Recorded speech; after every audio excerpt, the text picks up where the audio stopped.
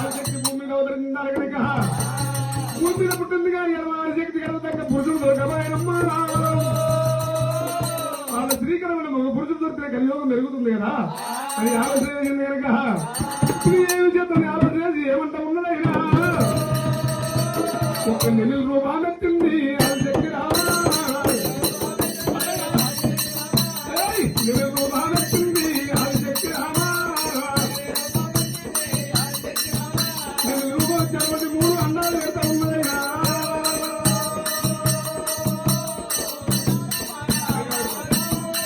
ఆ నెల రూపాయలు చెప్పండి 3 గుడ్లు పెట్టింది ఆ 3 గుడ్ల నివరొక్క గడియ వలుగుతుంది కనుక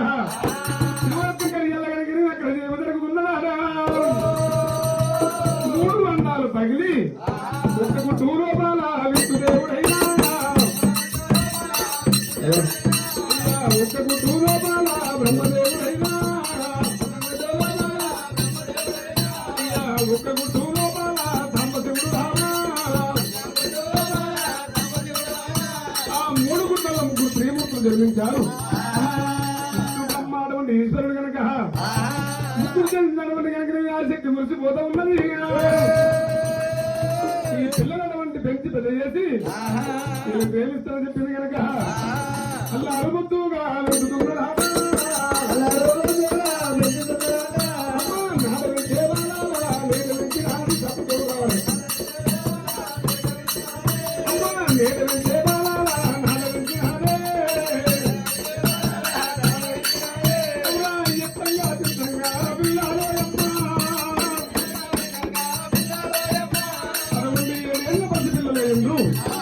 ఆ పిల్లల పెంచి పెద్ద చేసినారు కనుక అటువంటి అక్షర అభ్యాసం చేస్తారని చెప్పి కనుక ముక్కు కూర్చున్నటువంటి విద్యల బుద్ధులను చెప్పుకున్నదా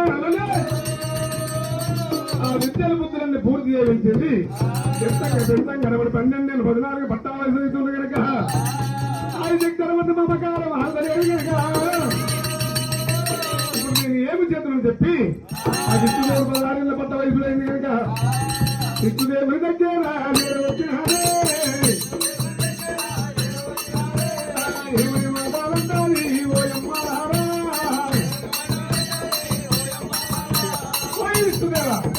సృష్టికర్త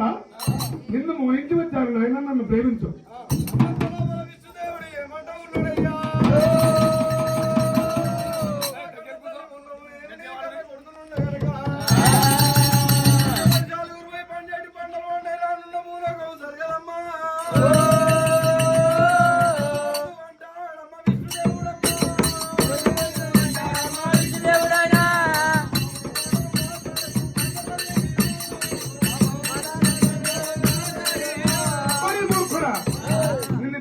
చేశాను అటువంటి నన్ను మోహించమని చెప్తున్నా కనుక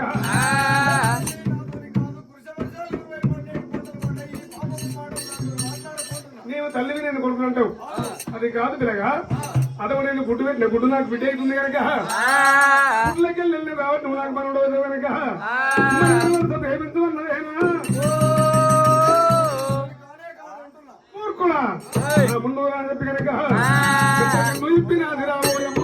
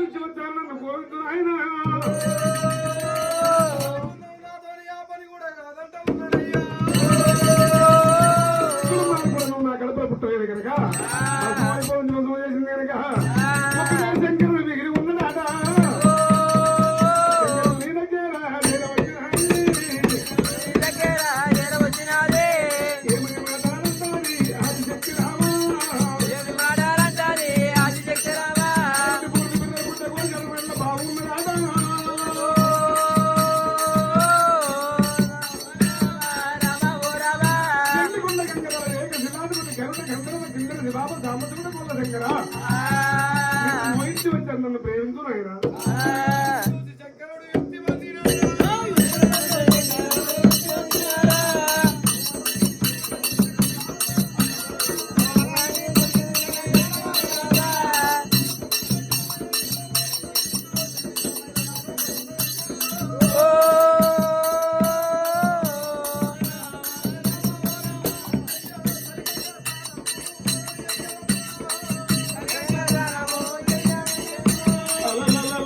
ఆదిశక్తి